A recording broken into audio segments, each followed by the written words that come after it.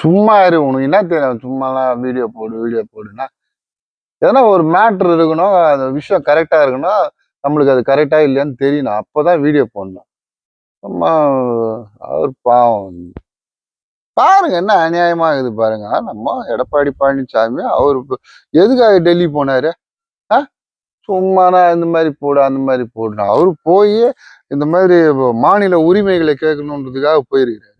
மாநில உரிமைகளை கேட்கணும், நீட்டு தேர்வை ஒழிக்கணும், தமிழ்நாட்டுக்கு வர வேண்டிய காசை கொடுங்க, அதுக்கப்புறமா வந்து இந்த இது தொகுதி மறுவரை எல்லாம் பண்றாங்க, அதெல்லாம் பண்ணாதீங்க, ஸ்டாப் பண்ணுங்க அப்படின்னு போய் அமித்ஷா கிட்ட பேச போயிருக்காரு.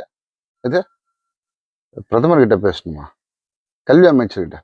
அவருக்கு அமித்ஷா க்ளோஸ் ஃப்ரெண்டுங்க, அதனால போய் பேச போகிறாரு. இவங்க என்னமோ அது கூட்டணி வருது, இது வருது. நீங்க வேற சும்மா இருங்க.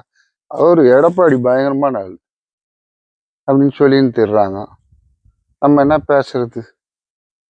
நீங்களே புரிஞ்சுங்க.